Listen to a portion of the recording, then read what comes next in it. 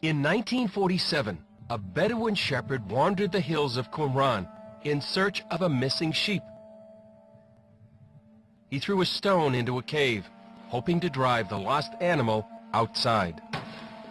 Instead, the sound of shattered pottery drew the shepherd inside the cave, where he stumbled on the greatest archaeological find of the 20th century, the Dead Sea Scrolls. In the years that followed, archaeologists found 11 caves and more than 900 documents here at Qumran. But one scroll was different from all the rest. Instead of leather or parchment, it was made entirely of copper, and it could be the greatest treasure map in history.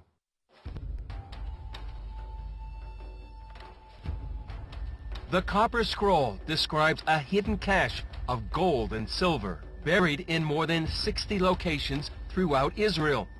The monetary value is close to $3 billion, but the historical value is priceless. The only place in ancient Israel with that much wealth was the Jewish temple. This is a tremendous witness to history.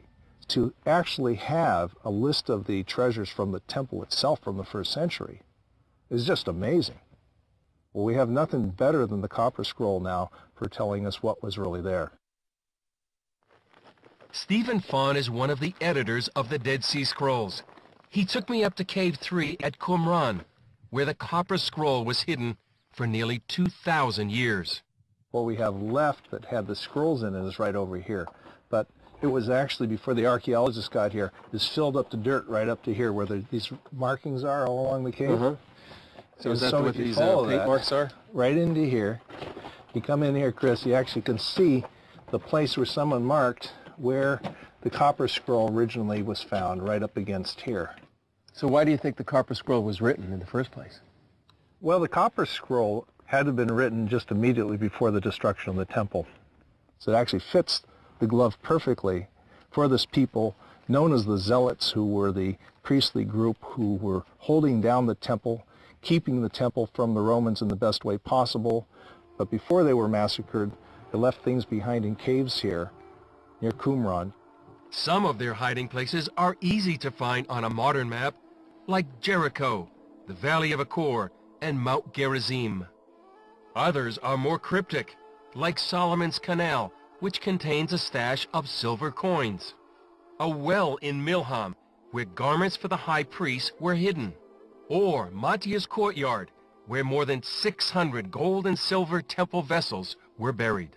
The instructions on the scrolls is like a kid's treasure map in a way. They're talking about caves, they're talking about tombs, they're talking about aqueducts and pools and other things that were known to them at the time, probably with aliases of names applied to these places so that only those people who were part of the inner circle would know where to go, how many steps to go away, and where to dig and find the temple treasure that was buried in that spot. The scroll's language is a mystery in itself. The writers use a style of Hebrew that dates back 800 years before their time, adding to the puzzle a series of random Greek letters. Kind of freezes in time the language to around 70 AD that shows us what Hebrew language looked like among the common people of that time. So what happened to the treasure? Fawn says anyone looking for it today is about 2,000 years too late. In my mind, most, if not all of these, were actually found by the Romans under the point of the sword.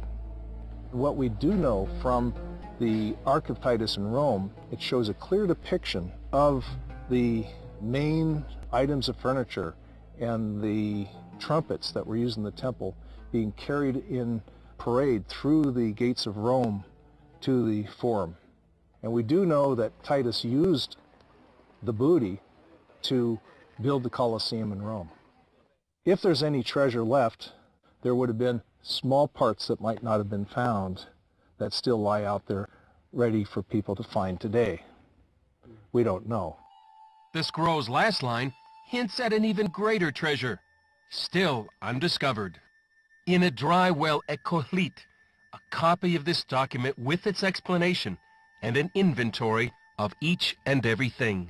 What's interesting is that there were actually two treasure maps that were made. line 64 of the Copper Scroll is the most fascinating of all. Hard to decode, but quite compelling. Author Joel Rosenberg hit the New York Times bestseller list with his novel On the Copper Scroll. He believes the second scroll is still out there, and it could lead to the greatest archaeological prize in history. What if finding the treasures of the Copper Scroll did in fact lead to the Ark of the Covenant being found? Rosenberg may be onto something. Ancient Jewish writings say the Ark and other First Temple treasures were hidden by priests before the invasion of the Babylonians. Their locations were inscribed on a tablet of copper. The key scroll has never been found. Nobody has any idea where it is. And if in fact the treasures that are described by the Copper Scroll, and perhaps revealed more fully in the key scroll, are in fact from the Second Temple, finding them would in fact be the most dramatic archaeological discovery of all time.